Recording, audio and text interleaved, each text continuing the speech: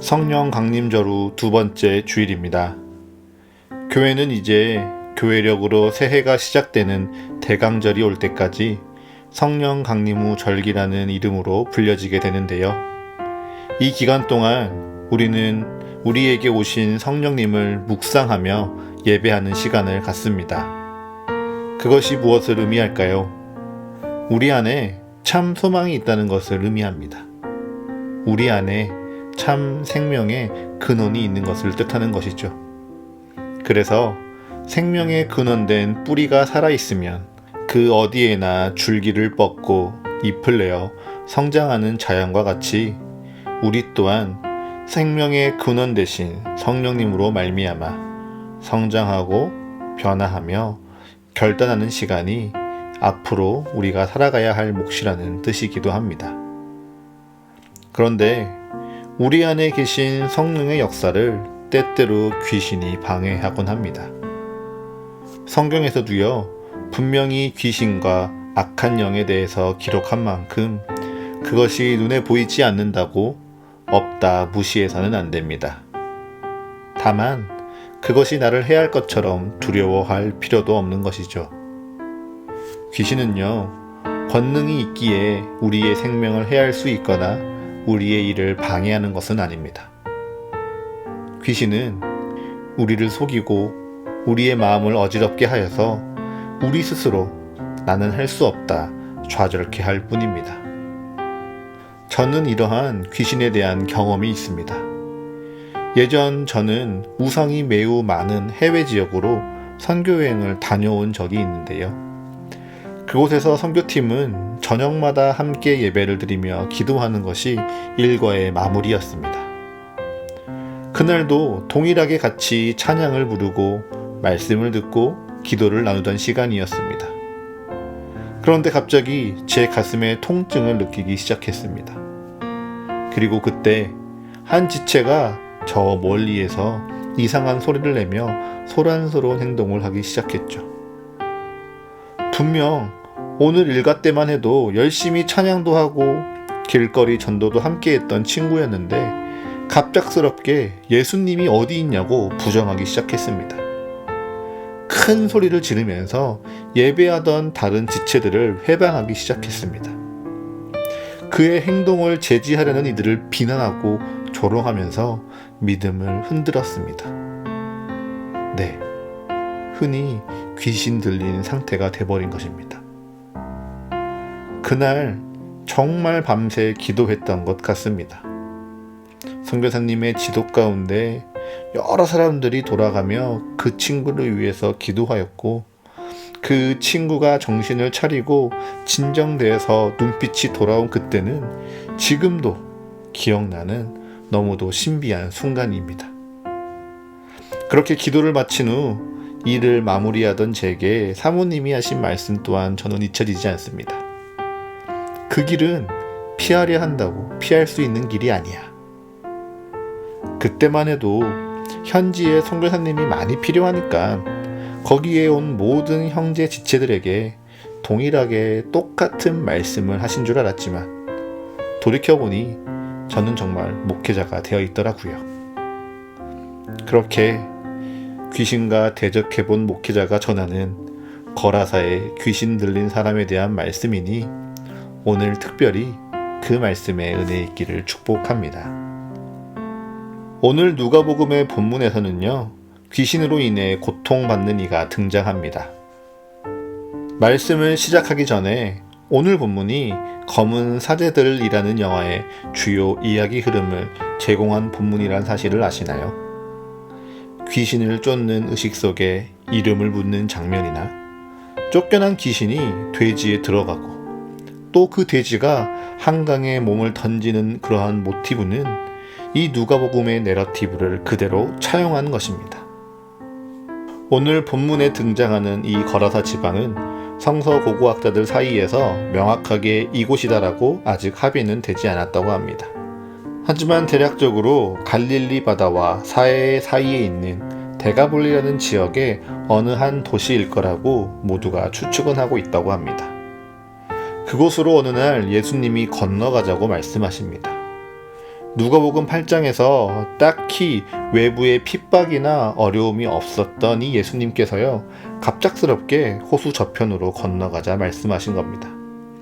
마치 이사야 65장 1절 나는 나를 구하지 아니하던 자에게 물음을 받았으며 나를 찾지 아니하던 자에게 찾아냄이 되었으며 내 이름을 부르지 아니하던 나라에 내가 여기 있노라 하였노라. 이렇게 말씀하신 것처럼 예수님과 제자들은 거친 바람과 물결을 뚫고 호수 건너편에 도착하셨습니다. 그렇게 갈릴리 맞은편 거라사인의 땅에 이르러 육지에 내리자 한 도시 사람이 찾아오는데요.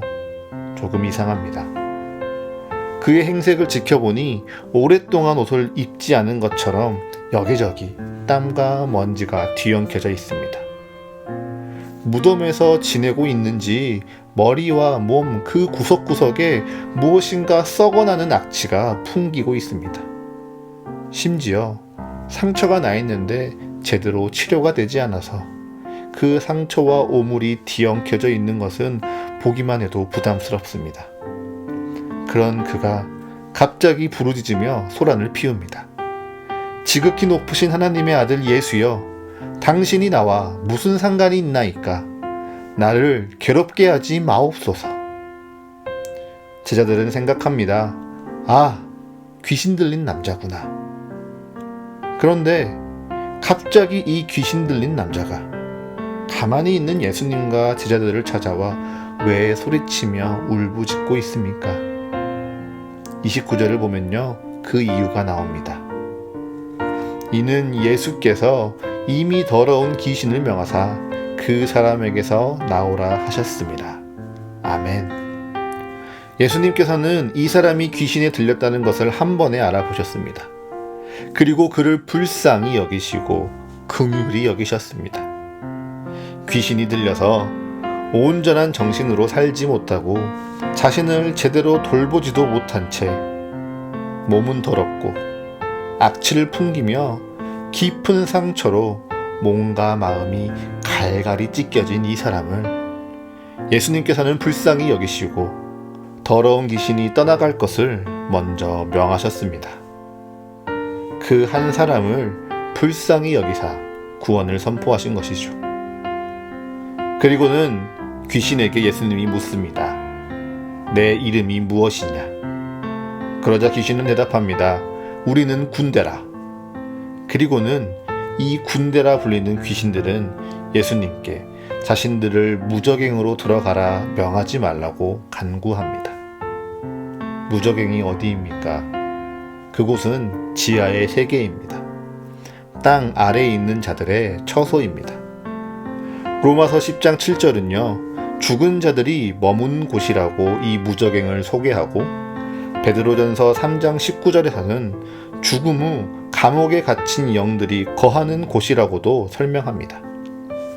무엇보다 요한계시록 20장 3절에서는 이 무저갱이 영원한 하나님의 나라가 세워진 후 사탄과 악의 세력을 영원토록 가두고 봉해버리는 심판의 장소라고 기록하고 있습니다.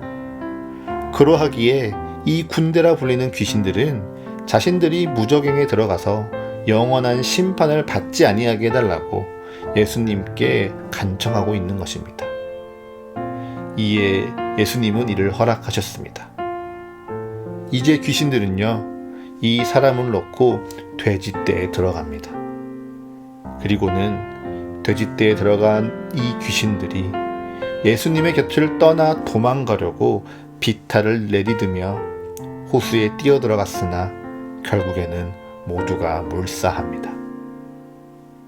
모든 죄를 심판하시는 하나님의 능력이 두려워 무저갱으로 보내지는 것은 피하였지만 온 만물의 주님이신 하나님의 능력대로 이 귀신들이 심판을 받게 된 것이죠. 누가복음에서는 정확하게 그 수요에 대해서 이야기하진 않지만 마가복음 5장에서는 이날 물에 빠져 죽은 돼지의 떼가 2,000마리나 된다고 기록하고 있습니다. 여기에서 우리는 뭔가 이상하다는 것을 무의식적으로 느낍니다. 구약 성경에도 이미 죄를 속하기 위해서 짐승의 생명과 피로 하나님께 드리는 대속물이라는 개념, 그리고 그 속죄의 제사라는 개념은 익히 알려져 있습니다. 그런데 이번 장면을 잘 살펴봅시다. 한 사람을 구하기 위해 돼지떼가, 마가복음의 표현을 빌리면 2,000마리가 몰사하고 있습니다. 한 사람을 위해 동물 2,000마리라니, 이것이 과연 정당한 일인가요? 요즘과 같이 동물을 가족처럼 여기고 사람과 동등하게 보호하고 사랑하는 관점에서 이 사건은 너무 인간 중심적이라고 생각하진 않으신가요? 심지어 이 돼지는요, 그 귀신 들린 남자의 것도 아닙니다. 어느 한 집안의 기업이었고요, 전부였습니다. 그런데 이 한 사람, 이 한 남자를 구하기 위해 2,000마리의 돼지가 한 번에 몰살되면 이 가정의 경제는 어떻게 되는 것입니까? 돼지의 주인은 대체 무슨 잘못을 저질렀기에 이 하루아침에 모든 재산을 잃어야만 하는 것이죠. 여러분들은 이 사건이 인간적으로 어떻게 느껴지십니까? 이러한 불편함 때문인지는 몰라도 오늘 본문인 누가복음 8장 26절에서 39절 사이에는 귀신 들린 자를 구원하신 예수님을 향한 찬양이 단 한 구절도 나오지 않습니다. 그 어디에서도 하나님의 위대한 권능이나 구원의 신비에 대해 찬양하고 있지 않습니다. 오히려 두려워하고 있죠. 누가복음 8장 34절과 35절의 말씀입니다. 치던 자들이 그 이루어진 일을 보고 도망하여 성내와 마을에 알리니 사람들이 그 이루어진 일을 보러 나와서 예수께 이르러 귀신 나간 사람이 옷을 입고 정신이 온전하여 예수의 발치에 앉아 있는 것을 보고 두려워하거늘. 아멘. 돼지를 치던 자들이 도망하여 성내와 마을에 가서 이 소식을 알렸습니다. 사람들은 처음엔 이 이야기를 모두 다 믿지는 않았을 것입니다. 도저히 납득되지 않고 이해할 수 없는 상황이 진짜로 일어났다고 하니 혼란스러웠을 것입니다. 그렇게 사람들이 예수님께 나아왔습니다. 그리고 눈으로 목격하죠. 정말 귀신 나간 사람이 옷을 입고 정신이 온전하여져서 예수님의 발치에 조신하게 앉아 있는 모습을 본 것입니다. 그리고 그들은 두려워합니다. 왜요? 사람은요, 누구나 자기가 감당할 수 없는 힘을 맞이할 때 자신의 생명에 위해가 될까 두려워하기 때문이죠. 그렇기에 엘리야는 이세벨의 협박을 두려워했고요. 헤롯 왕 앞에 선 목자들은 그 왕의 힘을 두려워했습니다. 하물며 상상할 수 없는 하나님의 권능을 마주할 땐 어떠하겠습니까? 그런데 그렇게 이해할 수 없는 하나님의 권능을 두려워하는 그들이요, 귀신 들린 자가 어떻게 구원받았는지 36절을 통하여 듣자 이번엔 이렇게 반응합니다. 37절의 말씀입니다. 거라사인의 땅 근방 모든 백성이 크게 두려워하여 예수께 떠나시기를 구하더라. 예수께서 배에 올라 돌아가실세. 아멘. 분명 돼지떼가 몰살당했다는 소식을 들었을 때에도요, 어떻게 그럴 수 있는지 도저히 납득되진 않았지만 두려워하진 않았습니다. 그런데 현장에 도착하여 귀신 들린 남자가 정신이 온전해진 그 모습을 보고 그들은 두려워하고 있습니다. 그런데 그 귀신 들린 자가 어떻게 구원받았는지를 듣게 되자 그들은 온통 두려움 가운데 휩싸여 예수님께 어서 떠나시기를 구하고 있습니다. 무엇이 그들을 이처럼 두려움에 떨도록 몰아붙이고 있는 것일까요? 이에 대하여 어떠한 신학자들은 이들이 이방인이었기에 예수님을 두려워하였다라고 말합니다. 사실 오늘 본문에서는요, 이 사람들이 이방인이라고 언급은 되어 있지 않습니다. 하지만 우리는 돼지를 통해 이들의 정체를 추측할 수는 있습니다. 이스라엘의 율법 가운데 돼지는 어떠한 동물입니까? 레위기 11장 7절을 보면요, 굽이 갈라지고 쪽발이로 돼 새김질을 아니하기에 부정하다라고 규정된 동물입니다. 그래서 신명기 14장 8절과 같이 이러한 부정한 동물은 먹지도 말고 만지지도 말라고 기록되어져 있는 것이죠.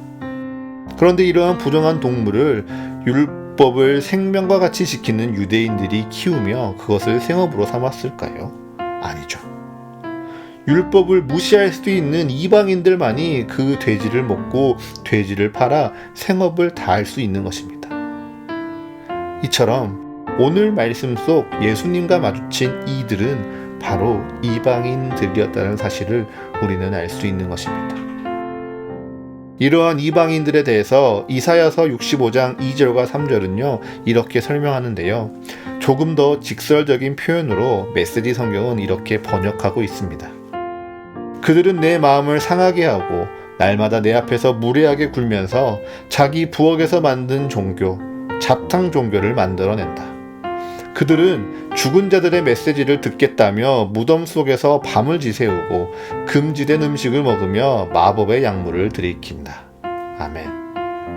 즉, 이방인들은요, 하나님이 아니라 12명의 신들과 수많은 지방의 신들과 심지어 지배의 역사와 전통을 지키는 가택신을 넘어서요, 황제마저 신으로 섬기는 사람들이었습니다. 그러하기에 그들의 전통과 신앙을 모조리 뒤엎어버리는, 그리고 따를 경우에 목숨까지 내어놓아야 할 예수님의 가르침은 너무도 불편하고 두려운 이야기였습니다. 또 있습니다. 성경에서 드러나는 가장 현실적인 이유이기도 한 바로 경제적인 문제입니다. 방금 예수님이 능력을 행하시니 무슨 일이 일어났습니까? 한 사람을 구하기 위해 돼지떼가 몰살당했습니다. 2,000마리가요, 한순간에 사라졌습니다. 그것이 저기 보이는 예수님께서 말씀하시는 하나님의 능력이라고 합니다. 그리고 저기 있는 예수님의 제자들은요, 이 예수님을 따르기 위해서 자기의 고깃배를 팔고 그물을 버리고 모든 일을 포기한 채 따라다닌다고 합니다. 내가 먹고 입고 누릴 수 있는 모든 경제적인 힘 다 포기하고 따라야 될 것 같은 두려움이 있습니다. 나에게 내가 가진 그 모든 것 다 내어놓고 나를 따르라 말씀하실까 두렵습니다. 거기다가 그들은요, 이미 거라사 지방의 유대인들의 삶을 보았습니다. 그들은 율법이라는 자신의 규율을 지키기 위해서 이방인을 배척했습니다. 그들과 로마가 지배하는 세상이 부정하다고 함부로 평가도 합니다. 자기들끼리 똘똘 뭉칩니다. 아무리 미움을 받아도 흩어지지 않고요, 이방인들이 조그만 관심을 보여도 그 틈을 비집고 들어가는 것은 사실상 불가능했습니다. 그것이 유대인들 스스로 율법이요 윤리라고 말했습니다. 그런데 예수님이 보이신 그 길을 따라가면 우리 또한 그 고난의 삶으로 들어가야 하는 것이 아닙니까? 나의 생업으로 삼던 많은 일들이 부정하기에 포기해야 되고, 내가 함께 살아가던 이들이 이방인이란 이유로 부정하게 여겨져야 하며 그들과 더 이상 함께 할 수 없는 고난의 길로 접어들어야 하는 것이 저 예수가 가르치는 길인 것 같아 두렵습니다. 그렇기에 그들이 진짜 두려워한 것은 변화였습니다. 그들은 삶이 변화하는 것이 두려웠습니다. 그들은 예수로 말미암아 삶이 변화하는 것이 두려웠습니다. 그들이 어떻게 살아왔습니까? 이사야서 65장의 말씀처럼요, 그들은 지금껏 자기가 만들고 싶은 신을 만들며 그 신께 경배하며 살아왔습니다. 그들이 하고 싶은 대로 이것이 예배다, 이것이 참된 섬김이다, 이 제물이 참된 헌신이다 마음껏 주장했습니다. 그런데 그들 앞에 참된 하나님의 사랑을 보이신 예수 그리스도께서 나타나셨습니다. 더 이상 자신이 원하는 대로 나의 원하는 것을 채워주는 신을 만들어낼 수 없고요. 그들이 하고 싶을 때 내 편안한 대로 내 좋을 대로 예배하지도 못합니다. 또한 살아가는 세상도 변화되어야 되죠. 복음으로 말미암아 하나님의 나라에 들어가면 거짓된 세상의 관계에서 끊어져 나와야 됩니다. 우상을 숭배하고 황제를 신으로 모시는 진리가 아니라 하나님을 경배하고 복음을 따르는 삶을 살아야 하는 것이죠. 그러하기에 로마인의 사회에서 스스로 고독을 맞이하고 받아들여야 할지 모릅니다. 때로는 그 믿음으로 말미암아 모든 안정이 깨어지고 고난이 시작될 수도 있죠. 풍요가 아니라 가난과 배고픔을 맞이해야 할 수도 있습니다. 그러하기에 성경 속 그들은 그 변화가 너무도 두렵습니다. 그런데 진짜 바꾸기 불편한 것이 사실 무엇인지 아십니까? 바로 세상을 대하는 태도, 사람을 마주하는 자세가 바뀌어야 한다는 사실입니다. 성경을 보십시오. 귀신 들린 자를 거라사 사람들이 어떻게 대했습니까? 그들은요, 귀신 들린 자를 분리시켰습니다. 그가 사는 곳을 특정한 곳에 가두었습니다. 그래서 그가 어디에 살고 있는지 누구나 알 수 있었지만 그 누구도 그를 돌보지는 않았습니다. 옷을 입히지도 않았고 몸을 씻기지도 않았으며 깨어진 그의 마음을 돌보지도 않았습니다. 오히려 그 사람이 거기에서 벗어나 우리의 삶의 일상을 회방하지 못하도록 쇠사슬과 고랑을 메어 묶어두며 분리시키는 것에 더 정성과 수고를 들였던 것이 바로 거라사 지역의 사람들이었습니다. 그렇게 사람들은 사람 사이를 자꾸 구분하기 좋아합니다. 로마인과 유대인, 유대인과 이방인, 모두가 자기가 중심이 돼서 내가 부합한 조건과 기준, 자격과 능력으로 구분해내려고 합니다. 그래서 나와 다르기에 나를 불편하게 할 수 있는, 나를 불편하게 할지 모르는 그 사람을 분리시켜내는 것을 편하게 생각합니다. 많은 사람들이 평범한 우리와 다른 혹은 부족한 사람들을 격리시키고 그들의 일상을 제한하는 게 이 세상을 살아가는데 더 효율적이고 편한 방법이라고 느끼며 그렇게 익숙하게 살아가고 있는 것입니다. 그런데 그렇게 분리당하고 배제된 한 사람, 삶이 제한당하고 소외된 그 사람에게 예수님께서 다가가십니다. 아무도 가까이 하고 싶어 하지 않는 그 사람이었지만 예수님은 그 사람을 보고 그를 위해 먼저 기도하셨고 그를 위해 하나님의 사랑으로 기적을 베푸셨습니다. 그리고 예수님을 따르기 원하는 그 사람의 간청 가운데 예수님은 오히려 지금 내가 느낀 하나님의 사랑, 하나님의 위로를 가지고 세상 속으로 들어가 다시 사람들과 함께 살아가라고 명하고 계십니다. 그러하기에 오늘 말씀은요, 우리를 하나님의 질문 앞에 세워둡니다. 나는 정말 그들과 다르게 살아가고 있습니까?